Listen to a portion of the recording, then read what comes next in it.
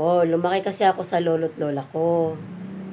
Ngayon, wala akong pangarap sa buhay. Nalikat ka lang ni Nanay Ros. Oo, ang gusto ko lang talaga magkaroon ng nanay. Wala ko yung sabihin mo na, paglaki ko, gusto ko maging gento, gusto ko maging ganyan. Wala sa isip ko yan. Wala sa isip ko yan na.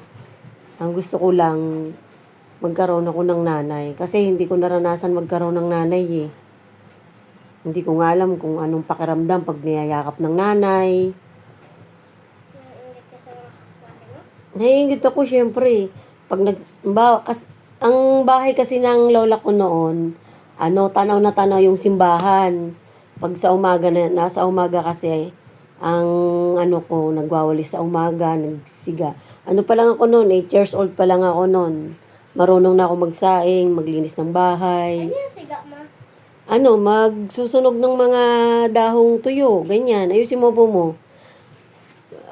Gano ng dahon ng tuyo, yung pinagwalisan, ganon. Sinusunog ko yan sa umaga. Tapos nakikita ko yung mga kalaro ko noon. Nagsisimba sila, kasama yung nanay na nila, tsaka tatay nila. Naiinggit ako, sabi ko noon dati, ano kayang pakiramdam pag may nanay, tsaka tatay, ganun ang lagi ko dati sinasabi. Bakit wala ka bang tatay? Wala akong tatay. Wala kayong tatay dito sa London? Tito Dondon mo, may tatay. Ako wala. Bakit? Anak ako sa pagkadalaga eh. Tapos pag nagbe-birthday ako, walang bumabati sa akin. Wala. Si Papa lang? Si Papa mo lang nung naging kami na ni Papa mo. Hindi ako pag nag-birthday ako, wala, parang okay lang, ayos lang. Hindi ko dinanas yung cake. Wala akong cake na ganyan-ganyan. Wala nga akong handa-handa eh.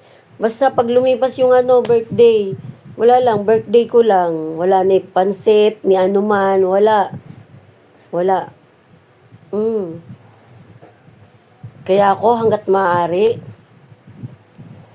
kahit wala akong mabili sa sarili ko, basta may handa kayo, okay lang.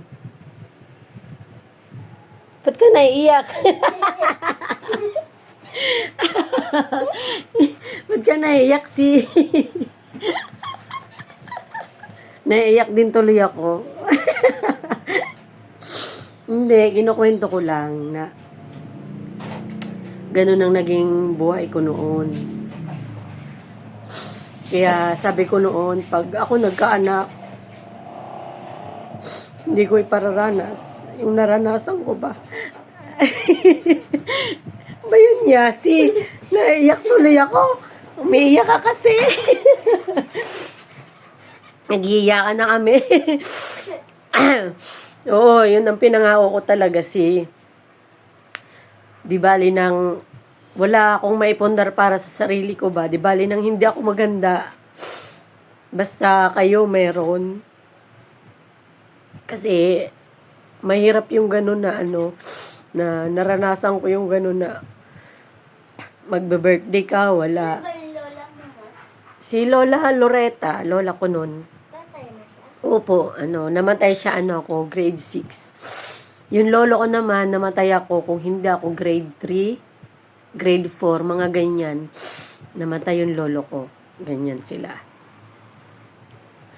Tapos, nung namatay sila, doon, mas matindi ang ko kasi ang damit ko nakalagay lang sa karton. Oo, wala akong kasi nakatira na ako sa mga tiyahin ko eh. Tapos yung mga damit ko, pinaglumaan. Ultimo panty, pinaglumaan na. Oo, pinaglumaan, ultimo panty. Kaya hanggat maaari, kaya kong bumili ng mga pangsarili nyo.